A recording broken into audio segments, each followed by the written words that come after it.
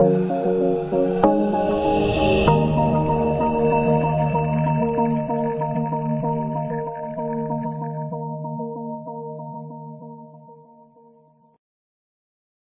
datang kembali bersama saya di mata kuliah Algoritma dan Struktur Data. Nah, pada pertemuan yang ketujuh ini saya akan menjelaskan mengenai perulangan atau iterasi atau looping. Nah, ini sering sekali digunakan pada saat kita membuat sebuah sistem informasi yang sangat besar ya. Nah, perulangan sering digunakan. Ya. Kemudian if, case, ya kondisi yang pada pertemuan sebelumnya sudah saya jelaskan itu pasti akan ada pada saat kita membuat sebuah sistem informasi. Ya. Nah, untuk bisa membuat sebuah sistem informasi yang besar, otomatis kita harus tahu dasar-dasar algoritma daripada program yang akan kita buat. Nah, di sini ya perulangan ataupun iterasi kita harus melihat dulu ya seperti apa bentuknya, ya, bagaimana cara kerjanya. Nah, di sini perulangan atau yang juga disebut dengan looping itu sebenarnya sama dengan percabangan. Cuma yang membedakan adalah perulangan membentuk kelompok ataupun grup khusus yang berisi baris-baris perintah yang akan dikerjakan atau tidak dikerjakan itu tergantung oleh kondisinya. Ya. Nah, sifat terstruktur perulangan akan mengulang setiap baris selama kondisinya terpenuhi. Ya. Kalau kondisi if kan jika kondisinya terpenuhi. Ya. Tetapi kalau perulangan ya itu selama kondisinya terpenuhi ya, maka dia akan mengerjakan perulangan tersebut. Nah, sebagai contoh di sini kita membuat outputnya STMIC atmaluhur ya. Itu sebanyak 5 kali. Nah, bagaimana nanti kita membuat sebuah penggalan program ya dengan menggunakan perulangan ya. Jadi ini tidak dicetak sebanyak 5 kali ya cetakannya, enggak, tetapi menggunakan perulangan ya. Jadi cukup sekali ditulis perulangan tersebut maka dia akan mencetak sebanyak 5 kali. Begitu juga ini ya. Sebenarnya ini hanya bermain dengan Bermain dengan looping ya. Mencetak STMIC atmaluhur ataupun ISB atmaluhur sebanyak 100 baris. Gitu ya. Nah, ada 3 bentuk perulangan yang digunakan. Yang pertama adalah for, kemudian yang kedua adalah while do, dan yang ketiga adalah do while. Ya, sebenarnya kalau perulangan ini tentu tidak asing lagi ya kita menggunakan perintah ini. Jadi bahasa pemrograman apa saja pasti menggunakan perulangan itu dengan menggunakan for atau menggunakan while do atau do while. Nah, ada pun bagian dalam perulangan. Yang pertama adalah inisialisasi ataupun harga awal. Jadi pertamanya adalah kita mempersiapkan membuat kondisi awal sebelum melakukan perulangan. Ya, dilakukan sebelum memasuki perulangan. Nah, kemudian yang kedua proses.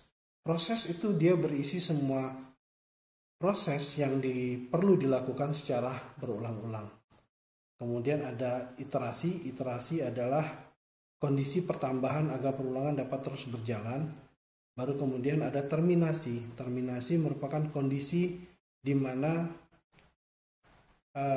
program tersebut berhenti dari perulangan yang kita buat.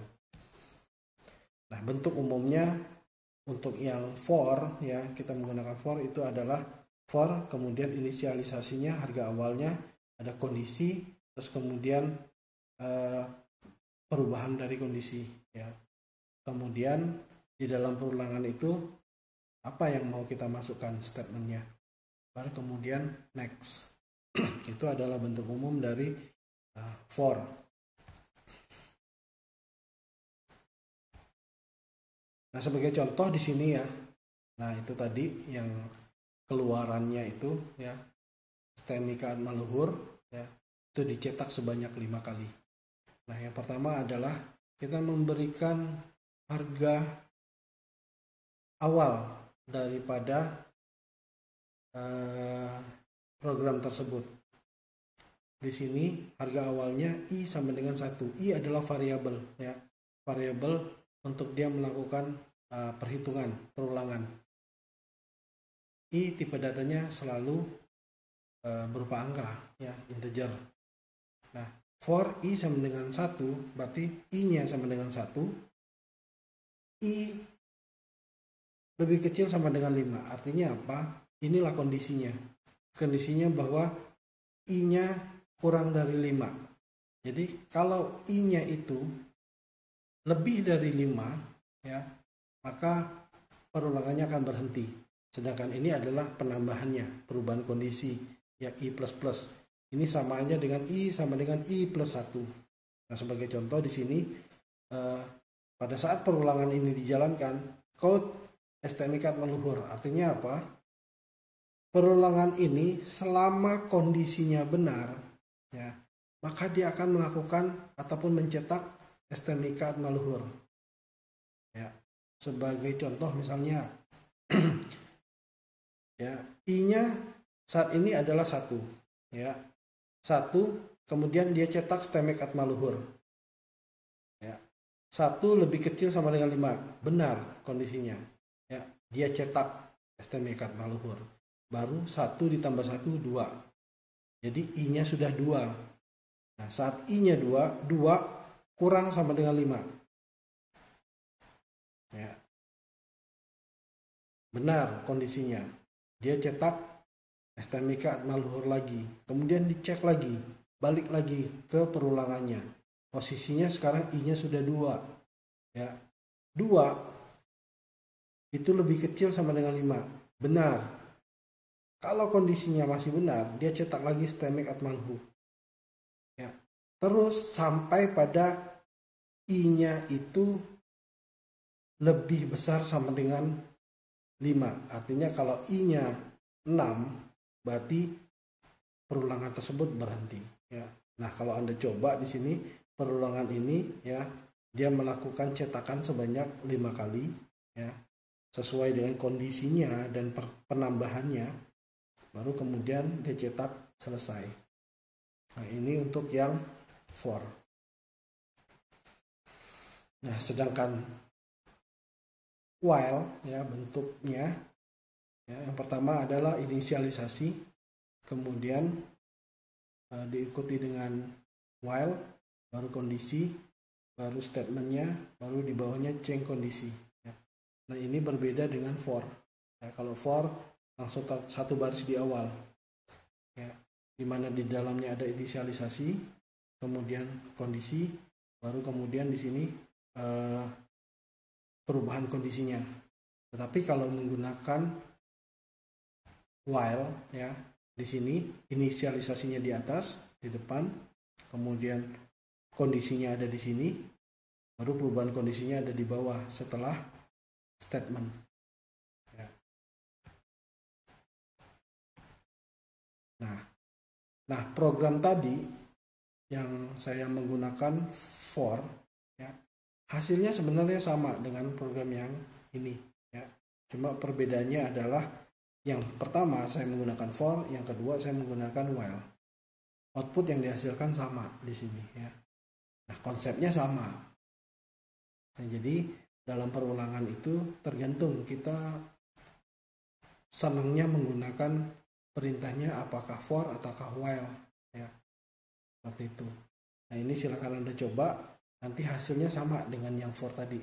Dia mencetak STMicad meluhurnya sebanyak 5 kali, kemudian selesai.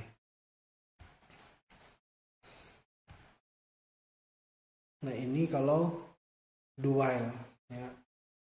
Ini kebalikannya dari while do sebenarnya. Nah, ini adalah contohnya, ya. Hasilnya juga sama dengan yang tadi, ya.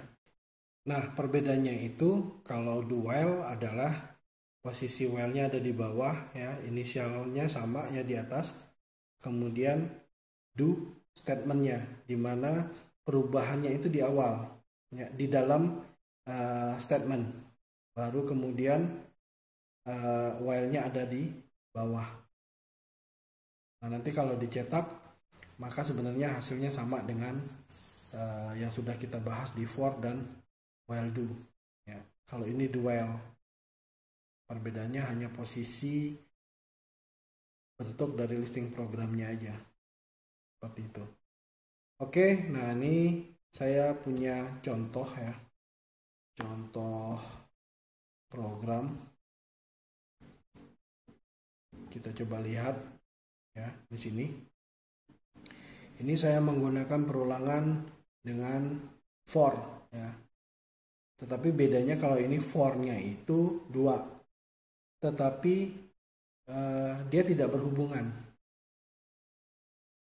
Artinya compiler akan membaca program ini ya untuk for yang pertama. Dia kerjakan dulu sampai selesai. Selama kondisinya benar dia kerjakan, tetapi pada saat kondisinya salah, maka dia akan mengerjakan for yang ada di bawah ini. Ya. Nah, kalau kita jalankan programnya, maka tampilannya akan seperti ini. Ya. Dia cetak pangkal pinang sebanyak 3 kali, ya, sesuai dengan perulangannya.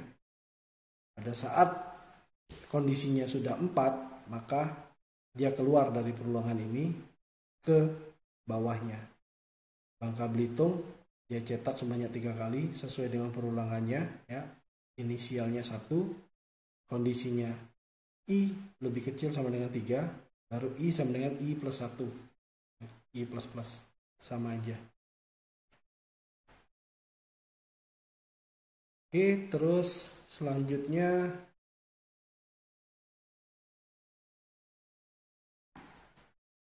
di sini ada contoh yang ini yang tadi ya.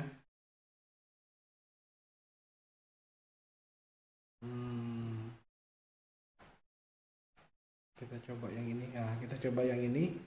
Nah, ini perulangannya sebanyak 3 kali ya. For-nya hanya 1 kali ya. For-nya itu sekali. Harga awalnya adalah I sama dengan 1. I kurang sama dengan 3, I plus plus ya.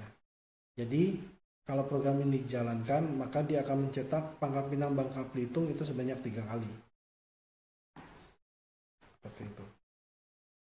Nah, nanti banyak sekali modifikasi perulangan, contoh-contoh program, baik itu penggalan program maupun output yang saya berikan kepada Anda untuk Anda kerjakan. Silakan Anda bermain logika dengan perulangan ini. Ya, jadi banyak sekali modifikasinya. Ya, silakan Anda kerjakan, terus kemudian Anda kumpulkan di Google Class, ya. Google Classroom. Ya. Demikian ya, informasi ataupun presentasi dari saya pada pertemuan yang ke-7 ini. Terima kasih atas perhatiannya. Salam sehat, salam budi luhur.